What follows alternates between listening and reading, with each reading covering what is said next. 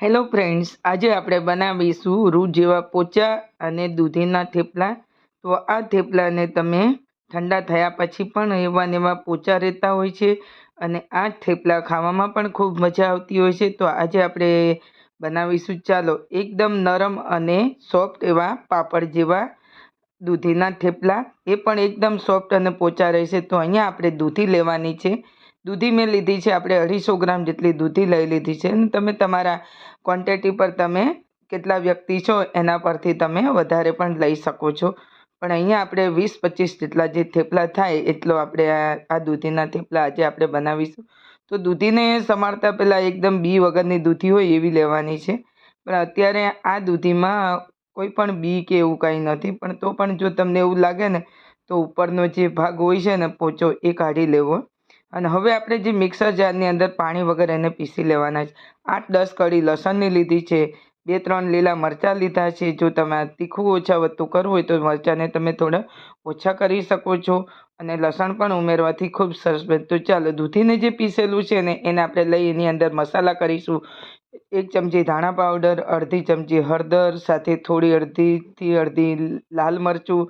હવે આપણે લીલા ઉમેરેલા છે એટલે થોડું ઓછું ઉમેરીશું. સાથે આપણે મસાલામાં તમે ગરમ મસાલો લેવો હોય તો લઈ શકો, પણ અહીંયા મેગી મસાલો લીધો છે. સાથે થોડા તલ લીધા છે અને મીઠું ઉમેરી દઈશું સ્વાદ અનુસાર.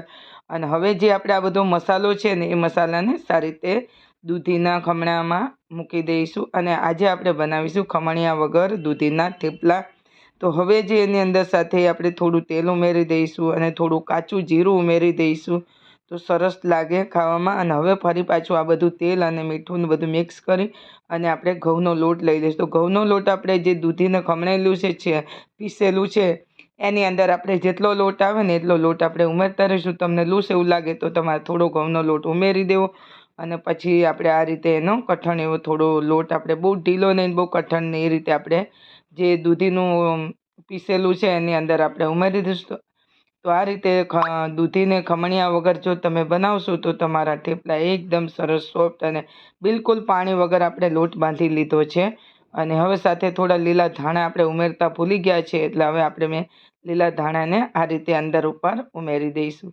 તો હવે ફરી પાછું આપણે આ રીતે મસળી લઈશું અને એટલે લોટ પણ સારો મસળાઈ જાય. અને આપણે જે ધાણાનો ઉમેરતા ભૂલી ગયા હતા એ ધાણા પણ હવે તમે કસૂરી મેથી ઉમેરી હોય તો તમે કસૂરી મેથી પણ લઈ શકો છો.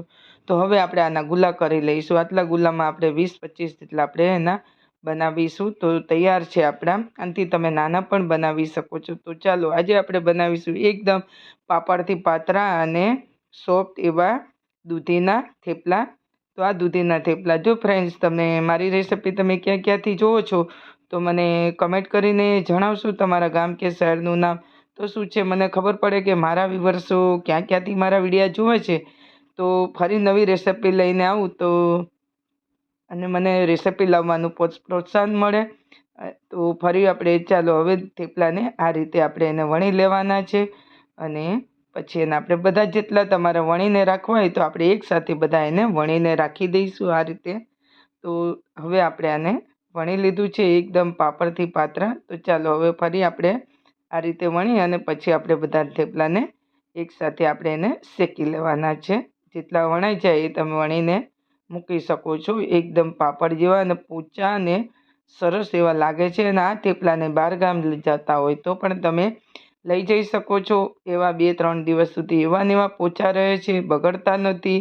આપણે બિલકુલ પાણી ઉમેરેલું નથી. એટલે આ રીતે હવે આપણે આને શેકી લઈશું. તો અહીંયા મેં રોટલીનો તવો લીધો છે. તમે કોઈ પણ તવો કે પેન લઈ શકો છો. હવે આપણે થોડું થોડું તમે ઘી કે તેલ બંને ગમે તે લઈ શકો છો. પણ અહીંયા હું તેલથી એને શેકી રહી છું. તો આ રીતે શેકાતા એને વાર નથી લાગતી. હવે આ રીતે આપણે એને ઉતારી લઈશું. તો ફરી પાછા હું તમને એ જ રીતે બતાવું છું. તો આવી રીતે તમારે થોડું ઘી કે તેલ ઉમેરતું રહેવું અને એની અંદર આ રીતે તમારે શેકી લેવું. આને શેકાતા અડધી મિનિટ પણ નથી થતી. તો તમે 5 મિનિટની અંદર તો તમે 20-25 જેટલા તો આ થેપલા બનાવી શકશું. તો તૈયાર છે આપણા દૂધીના પોચા પોચા રૂ જેવા અને પાપડથી પાતળા એવા થેપલા તૈયાર છે. આ થેપલાને તમે દહીં સાથે છે કે તમે અથાણા સાથે છે કે તમે ચા સાથે ખાવાની ખૂબ જ મજા આવે છે. અને જો સાંજના સમયે તમને શાક કે રોટલી બનાવવાનો કંટાળો આવતો હોય તો પણ તમે આને આ રીતે બનાવીને ખાઈ શકો છો. તો હવે હું તમને આ રીતે જોઈ શકો છો, એકદમ સોફ્ટ અને પોચા. તો આ રીતે તમે બનાવશો તો તમારા દૂધીના થેપલા એકદમ સરસ બનશે. તો છે ને ફ્રેન્ડ્સ, દૂધીના થેપલા બનાવવા એકદમ આસાન ને સહેલા. તો ફરી આપણે મળીશું નવી રેસિપી સાથે. ત્યાં સુધી મિત્રો જોતા રહો અને એન્જોય કરતા રહો. હેલ્ધી રહો.